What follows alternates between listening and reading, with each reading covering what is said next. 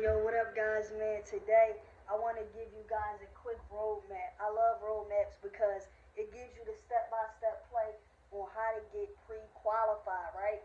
Are you looking to get a home either before 2022 ends or the top of 2023?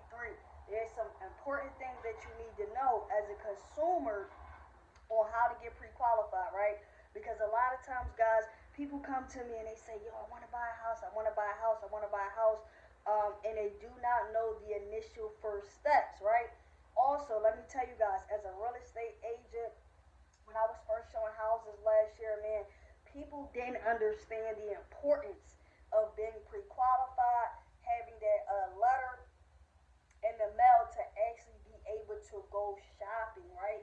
So let's start with the first box, which is finding a home, right? So a lot of times when you're looking to get pre-qualified, you already have a particular home that you are looking for, right? So you want to find a home. That's the first step. Is you don't. This doesn't mean that this is necessarily the home you're buying, but you want to find a home, right? And then you want to speak with a lender. A lot of times, guys, I recommend that people speak with lenders directly that they are banking with because you already have a personal relationship and a rapport built with that company.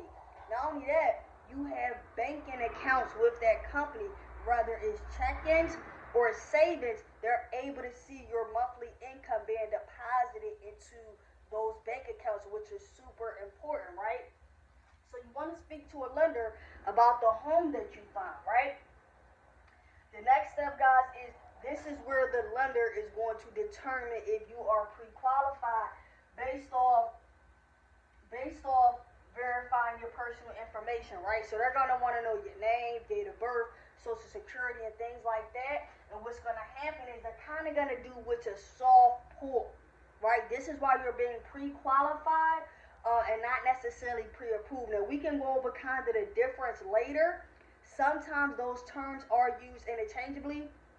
However, they're going to kind of do a soft check just to see, based off the information you told them, if you're qualified to be approved, right? Now, the next step, guys, if you're qualified, if all of the information, your income, your credit score, your debt to income, if all of these things checks out, then now you're ready to go find a real estate agent, and get your official pre-approval. So the last step is getting your official pre-approval. Now, what does that mean? That means that the lender goes back, right? Remember the soft check that they did. They have to go back and verify them documents. They have to verify that you're employed, right? They have to verify your tax returns. They have to verify your credit score. Because a lot of times, guys, and this is what happened, it's a quick tip.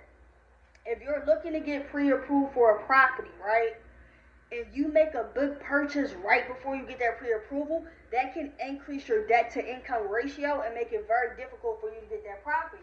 So now they're going to pretty much re-verify the information to legit give you the pre-approval, which requires documents. There's a lot of documentation, guys, when you're trying to buy a property. And specifically if you're trying to go through like the FHA program or any of these first-time home buyer programs. So now, man, and trust me, if you have a good real estate agent, your real estate agent is going to explain it to you.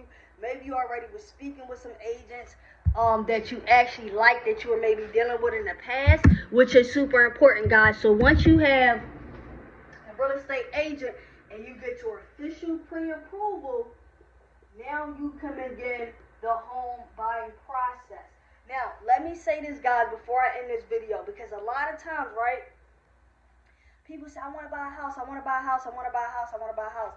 And then you go and you start looking for houses for $400,000, right? But if you would have got your pre-approval first, because the pre-approval tells you how much you can shop for. That's the whole point. Because if you're wondering, why do I got to get pre-approved? Why do I got to get pre-qualified? It's telling you how much you can afford. So that way you're not looking at $400,000 houses if you're pre-approved for $200,000. Or vice versa. You don't have to look at $200,000 houses if you're approved for $400,000. So that pre-approval stops you from window shopping. This is the way I used to explain it to clients. Before you have that letter, you are window shopping, right? You have a bank, you can go directly through your lender to see if you're able to get pre-qualified and able to get on the right track to start completing those steps that you need in order to get this, guys. But without a pre-qualification, without a pre-approval, you're pretty much just window shopping. But the first steps, man, is really speaking to the bank. Finding a home you're interested in, speaking with the bank. Giving up some of your personal information so that they're able to check that data. Finding a good real estate agent, and then really getting that official stamp, that official certification, guys. To be approved for a property, man. So I just wanted to give you this quick video. Remember, without it, you are window shopping. You are window shopping. You are window shopping. So I want you to get pre-qualified. If you're looking to buy a house, do not make any big purchases before you do so, guys. Make sure your credit is in order. Make sure your income is in order. There's a lot of documentation that comes with it. And I'm going to see y'all next time. Peace.